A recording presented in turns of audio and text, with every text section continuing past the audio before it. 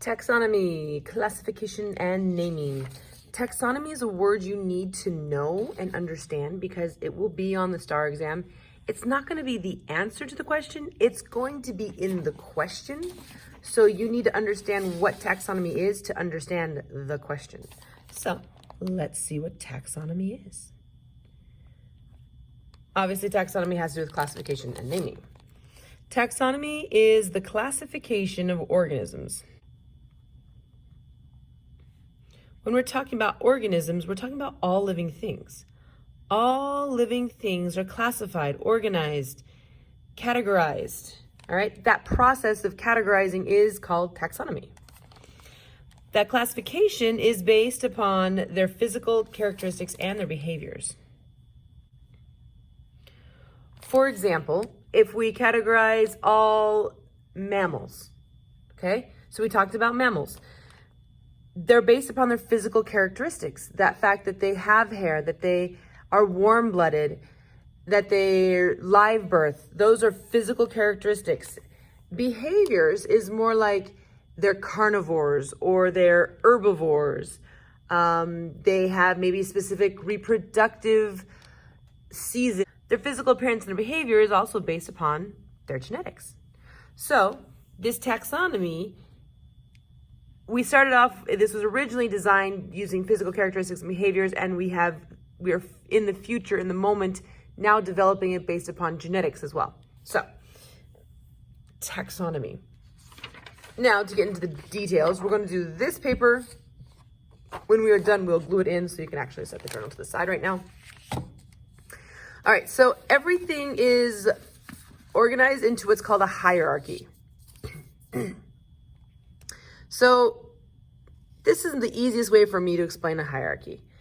We have domain, kingdom, phylum, class, order, family, genus, species, and every once in a while we have subspecies. We can also have like subfamilies and suborders, but don't worry about that. That doesn't show up on the STAR exam.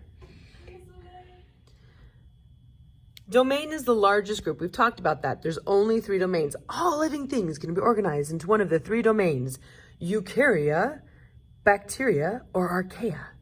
All right, within those domains, there are kingdoms. Within the eukarya domain, there's the animal kingdom, the plant kingdom, the fungi kingdom, the protists kingdom, okay? Within each one of those kingdoms, we have phylum. Within phylum, there are classes. Within classes, orders, blah, blah, blah, blah, blah. So here's my best example for it. If someone, let's say, I don't know, I'm vacationing in Africa. And I'm on a bus with somebody and he speaks English. He's like, hey, where are you from? I'm like, I'm from North America. All right? It's a very general answer. And then it's like, oh, really? You're from North America? Yeah, I am too. What country? USA. I'm USA too. You know, I'm not a Canadian. I'm not a Mexican. I'm from the United States. Oh, really? What state do you live in? I live in Texas. Oh, I got a lot of family in Texas. Oh, cool. Well, where in Texas? Webb County. Oh, I got some aunts and uncles in Webb County. Really? What city? Laredo. No way. My aunt lives in Laredo. Okay, can you see this conversation happening? You're getting more and more specific as to where you live. United Avenue. Whoa, that's the street my aunt lives on. Really? What street number? What number? 2811. You're neighbors with my aunt. She's 2815. Okay? So this idea that, and then if you need to, you can be more specific. So like this right here, this is the address for the school, 2811 United Avenue. And that's how you would identify where you live. Your address, the 2811 United Avenue, we recognize an organism by its genus and species, okay? If you need to be more specific, like you get to this building, it's huge. Where in the building will I find you? In room F228. That's a subspecies. If you need it, sometimes within a species, we have some subspecies for clarification. All right, so to remember these, here's the thing. You have to memorize those in order. Sorry, that's not going to be easy, but I have a trick. All right? If we take the first letter of each one of those. I'm going to go to subspecies for right now. Okay? The D, the K, the P, the C, the O, the F, the G, the S. Now we're going to make a little sentence using those words to remember this in order.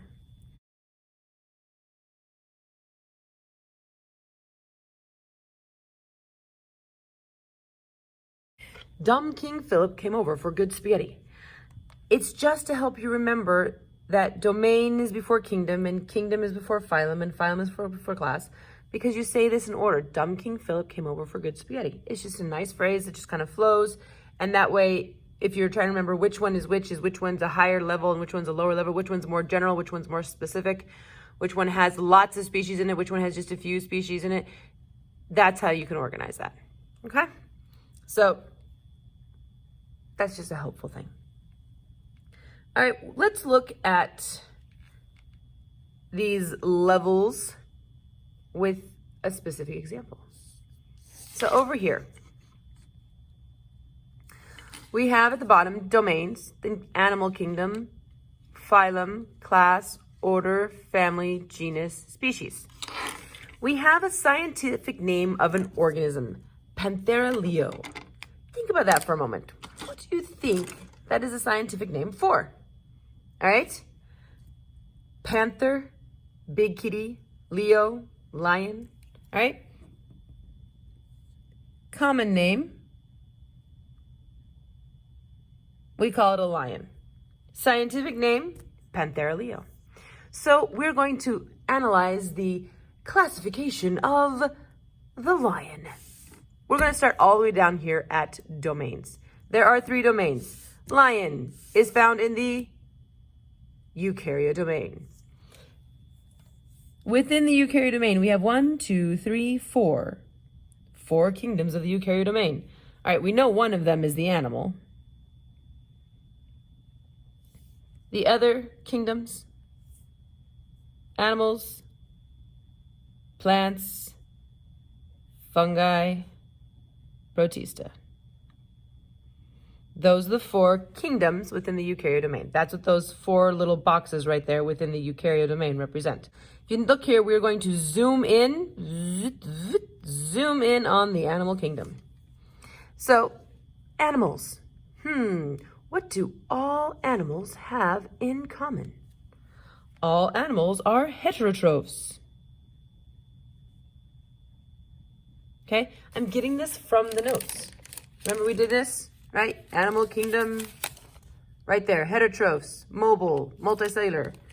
All animals, characteristics, heterotrophs, multicellular, and they are mobile, have motility, they can move. All right. So we're going to be using some colors here. Lots of colors. 7 colors, actually. Right there. That little box represents the animal kingdom. Zooming in on that animal kingdom, we find within the animal kingdom that there are 9.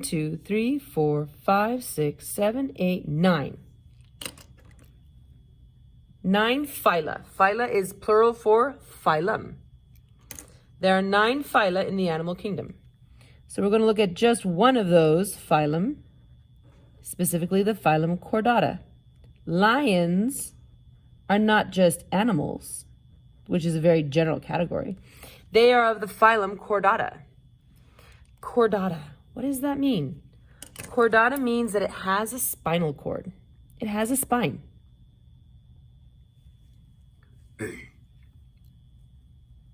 Now, taking a specific and closer look at the Chordata phylum, we're going to analyze that phylum, and we see that we have 7. There are 7 groups within the Chordata phylum. Those groups are called classes.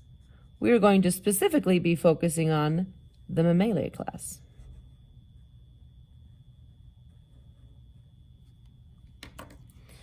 So 7 classes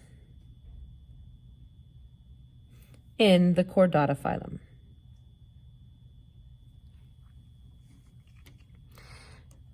Now, specifically the Mammalia class. Mammals. We talked about mammals already. What do we know about mammals? So back to your notes. Mammals. They have live birth. They feed their babies milk. They have hair and they're warm-blooded. Okay, all mammals have hair or fur. Warm-blooded. Live birth. And milk for the babies. Now let's analyze the mammalia class. Oh my goodness. All of those, I counted them for you already. 19. There are 19 orders within the mammalia class.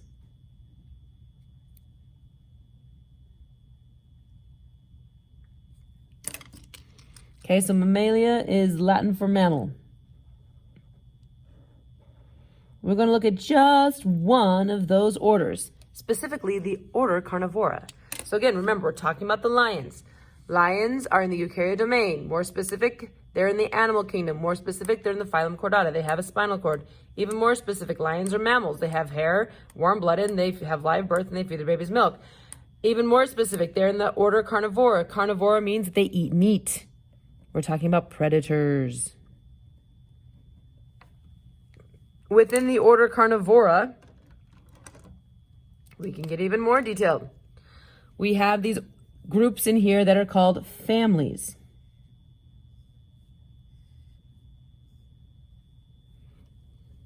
There are 15 families in the Carnivora order. We got a lot of families there. 15 families in the Carnivora order. We're going to focus on one of those families called Felidae. I'm not sure if I'm pronouncing that right, but I'm close. What does that mean? It means cats. So within all of the order Carnivora, one of the families is the cat family. Okay? Within the cat family, we have 1, 2, 3, 4, 5, 6, 7, 8 genera. So that's the plural of genus. So genera is of the Felidae family. There are 8 genera in the Felidae family. All right. Now, one of those, we're going to focus on just one of those, specifically this one right here. All right, one genus, the genus Panthera. All right, within the cat family, one of those genus is called Panthera. Panthera. If you notice, we've got 1, 2, 3, 4, 5 species in that Panthera group. Here they are: tiger, jaguar, leopard, lion, snow leopard. These are all big cats. These are the big kitties. Okay? That's what Panthera means. It means the big cat. Now, of all of those big cats, looking specifically at our big kitty, the lion, we have right there species Leo. Okay? So notice the name. The scientific name comes from the genus name and the species name combined gives us the scientific name. All right, some people say the species name, but it's really technically the scientific name. But that is the name of the species. That's the scientific name of the species. You have to say genus and the species combined. If you just say that, it's not clear what you're talking about. And I'll show you some examples in a moment. But that's the scientific name for the common lion. That's the classification for the lion. Okay? He's a eukaryotic animal, chordata, mammal, carnivora, predator, cat, big cat, specifically of the Leo variety. Okay? That is how these levels of organization work. How classification works. So let's talk about naming. All right? We got to name these things. We always have it's a two-word naming system. Okay? It's called binomial nomenclature, which you really have to know what that means, okay? Because this is another one of those words that shows up on the star as part of the question. Bi as a prefix means two.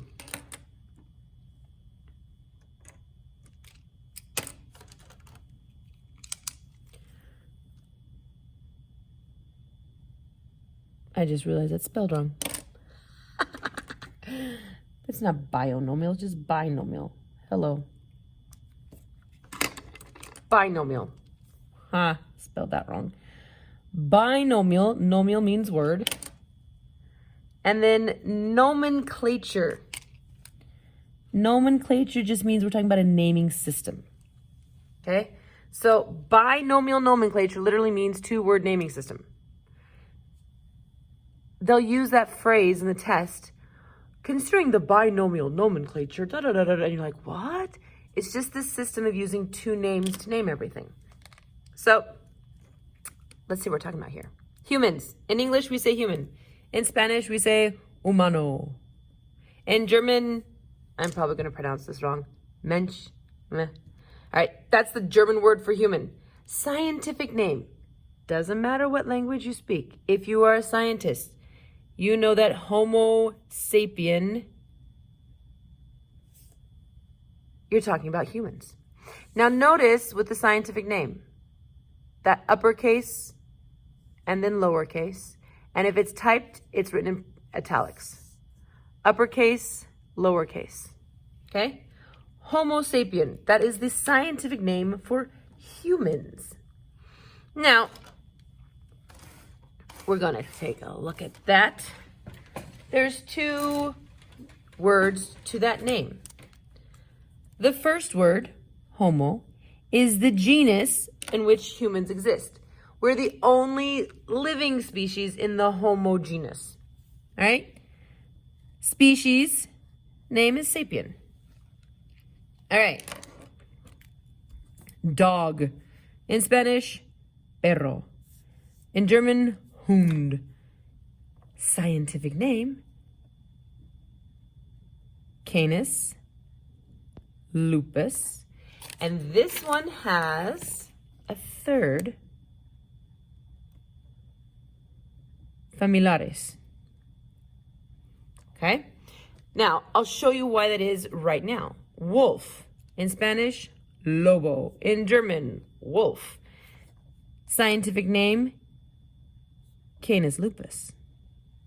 So the wolf and the dog are not only in the same genus, they are the same species. But we're like, but they're not exactly the same thing. I mean, one of them is like a pet and one of them is totally not. Familiaris, familiar to humans, part of the family, you could think of it that way. This is the subspecies for dogs. If you take a dog and you take a wolf and you cross them, you breed them, they have sex and we get babies, those babies are fertile, which means that dogs and wolves are of the same species. If they are the same species, then they have the same scientific name. But we're specifying here with the subspecies to distinguish the dog versus the wolf. Okay, in English, coyote. In Spanish, coyote. In German, cojote. Canis. It's still in the same genus. Dogs, wolves, coyotes, very similar. But it's not the same species. If my dog has sex with the coyote, I'm not getting puppies. No puppies come out of it. Okay? Grizzly bear. In Spanish, oso grizzly. Grizzly bar in German. Ursus. Arctos. Horribilis. I love that one. I think that's hilarious. The horrible one. Okay? Ursus means bear in Latin.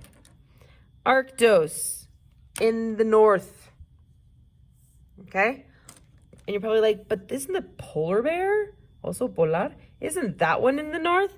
Eisbar? It is a bear, Ursus, but they call it Maritimus. Still, they're the same genus. They're both bears. They're very closely related.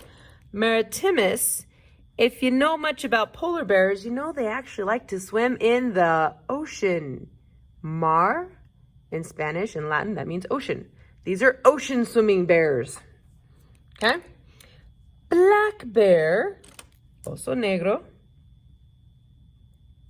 Schwarzbar, again, it's a bear. Ursus, same genus as the other bears. Okay? This one, Americanus.